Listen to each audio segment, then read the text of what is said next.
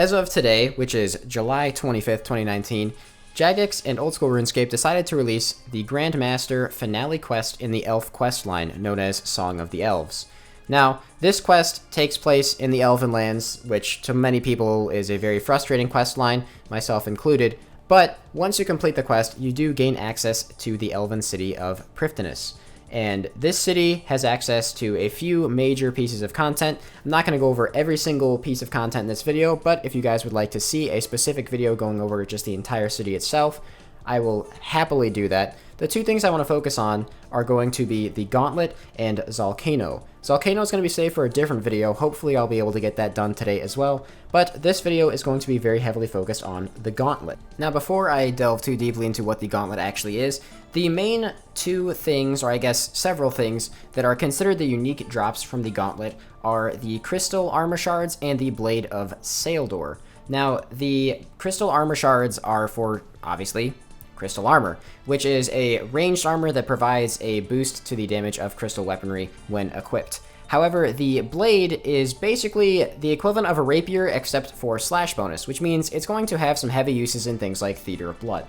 The Gauntlet takes a lot of similarities to the old RS3 skill known as Dungeoneering. Now, I know a lot of people like Dungeoneering and you're very familiar with it, but to those of you who aren't, I'm going to quickly explain what exactly the Gauntlet is.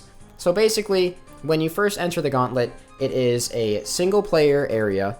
There is no teams, and on top of that, you go in with no food, no armor, no potions, no weapons, absolutely nothing.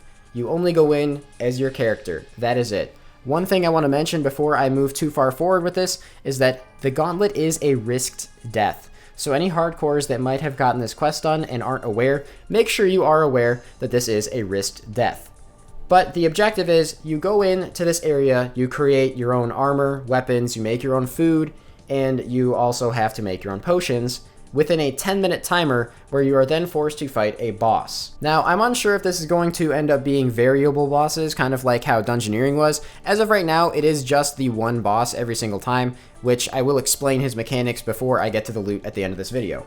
Now, when you're first thrown into the Gauntlet, you are given a Crystal Axe, Crystal Pickaxe, Crystal Harpoon, Pestle and Mortar, and a Teleport Crystal. Now, the Teleport Crystal does not remove you from the Gauntlet. What it actually does is teleport you back to the beginning. This actually saves a lot of time and comes in handy because, obviously, like I mentioned before, and as you can see in the top left, this is a timed event. You don't get kicked out at 10 minutes, but you get forced into the boss fight. So don't worry if you have like 30 seconds left and you're just finishing up making your things.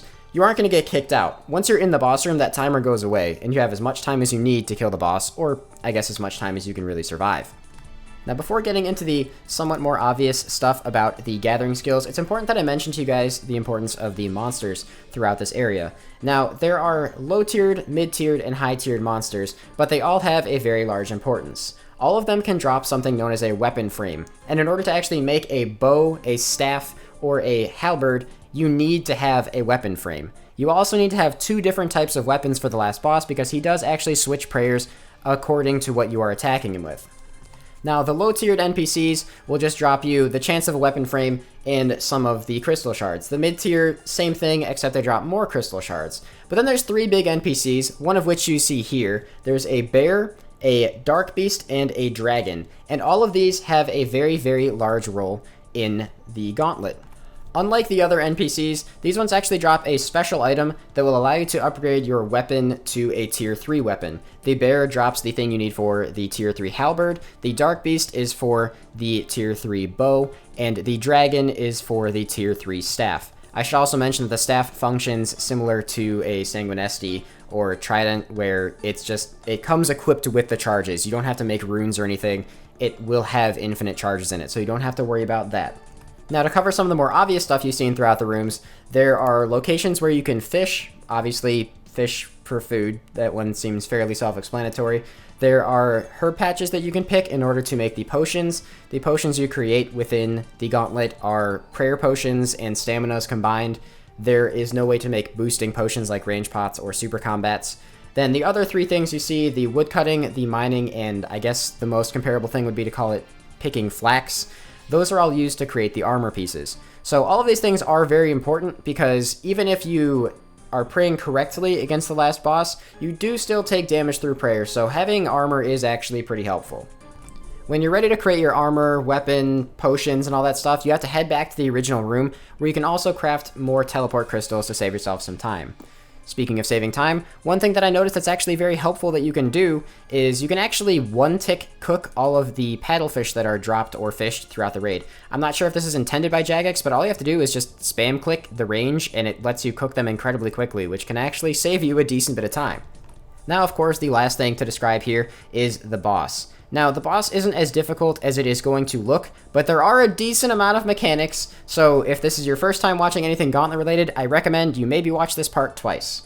So first of all, the boss can attack with two styles, Mage and Range, and it can also stomp you if you walk under it, very similar to Corp. Before I cover the regular attack styles, you'll notice that there's tiles on the floor that are randomly changing colors.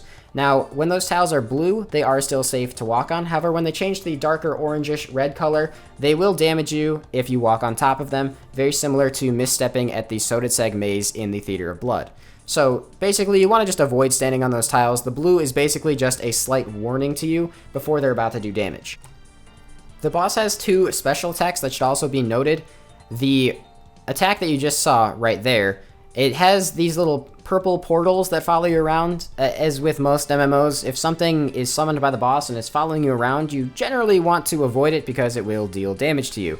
That one's pretty easy. The only complicated part as you get further in, some of the tiles that get marked on the ground become a little bit more difficult to maneuver your way around, so you just have to be a little bit careful. Sometimes it's worth it to cross over one or two orange tiles to avoid getting hit by those portals.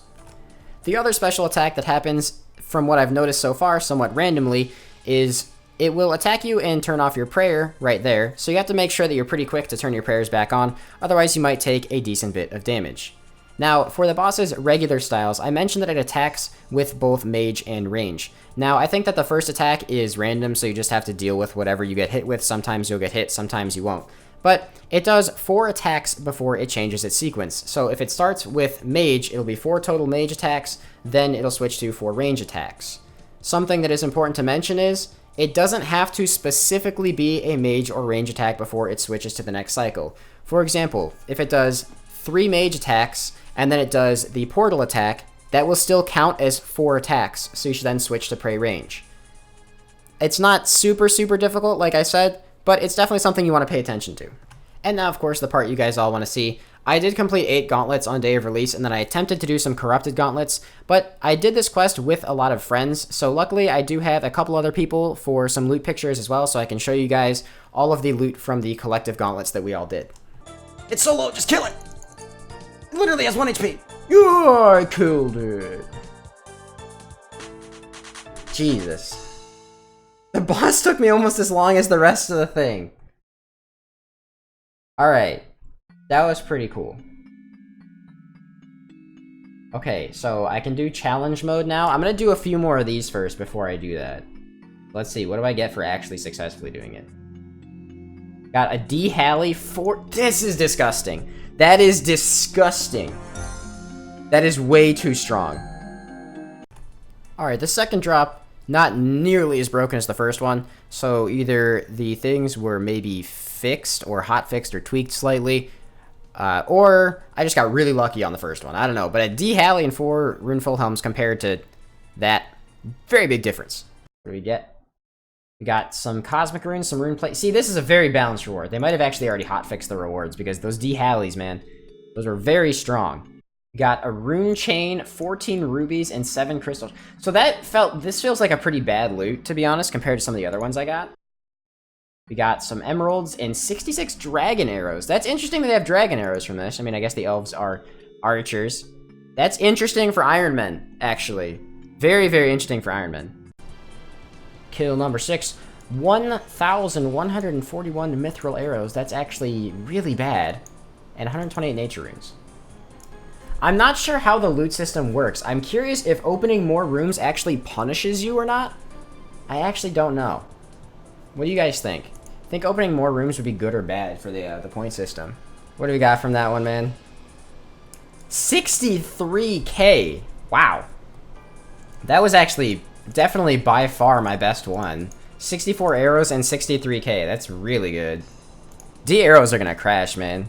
They're definitely gonna crash. We got some Law Runes, 1 Rune Plate Skirt, and 7 crystal shards. Not super pleased with that. Now, you're going to see some more loot pictures flashing up on the screen right now. Like I mentioned, my friends were doing the gauntlet with me at the time, and they also were just giving me their loot pictures that I could provide you guys with a wider variety to see, what you can get. You might have heard me mention earlier, however, the corrupt version of the gauntlet. Now, the corrupt version of the gauntlet is basically hard mode, challenge mode. Everything hits harder, has more HP, it's basically more punishing, and you're also given only 7.5 minutes, as opposed to the 10 minutes given in the regular gauntlet.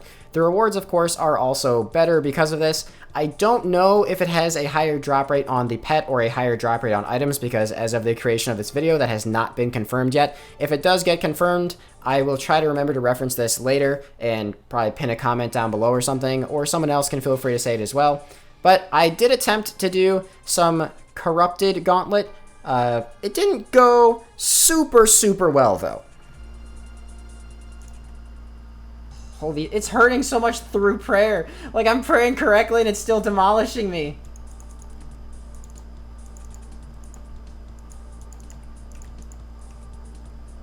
Oh my god!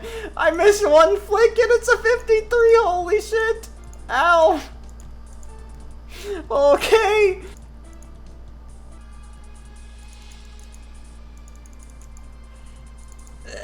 It's gonna stop me. That's not even... I didn't even do anything wrong! I didn't even do anything wrong. It just pathed on... Oh my god. Oh, is that it? Does it count? What? It doesn't count! I killed it! Oh, that is such bullshit. It was dead. Because of the death animation, it doesn't count? So, well, my luck in the corrupt version might not have been super amazing. The one thing I do have to say about it, it does feel like, at least as of right now on release, there is some RNG involved with a corrupt version for sure, which is a little frustrating. Hopefully, with metas and as things get figured out, that'll probably change. However, my friend, who was able to successfully complete a few of them, did actually get incredibly lucky. If you take a look on your screen right now, you can actually see that on his very first completion of the corrupted gauntlet, he actually picked himself up a crystal armor seed. Like I mentioned earlier, the crystal armor seed is used, obviously, to make the pieces of the new crystal armor set. Now, unfortunately, since this isn't the blade, which is probably the more sought-after drop, it wasn't a crazy amount of money, but he did actually make 5 mil off of selling this, so that's pretty decent. We don't know the drop rates yet. For all we know, the crystal armor seeds could actually be very common, and maybe the blade is even very common. Now, I'm not trying to say that this suggests that it's more likely to get these drops in the corrupted version, but I would be very surprised if the corrupted version doesn't have any additional benefit or any additional chance to these rare items. So I imagine it probably does. That is the end of my day 1 gauntlet attempts and loot. I hope you guys did enjoy this video, and I will be, honestly, immediately after ending this video, working on one for Zolcano, which will probably also go up later tonight, so make sure you guys check that one out as well. If it doesn't go live tonight, it'll go live within the next day or so. If you guys did enjoy, then definitely make sure you leave a like, comment, and subscribe. If you were able to do this quest and got any luck as well, feel free to let me know, or if you have any information on the drop rates or any cool loot that you got that maybe I didn't see myself, feel free to let me know as well. I really hope you guys enjoyed. Like I said, like, comment, subscribe, and I will catch you guys in the next video, as well as a hardcore progress video this Sunday. Peace out, everybody, and have a fantastic day. Baby, but you know I never will. No, so I choke you down.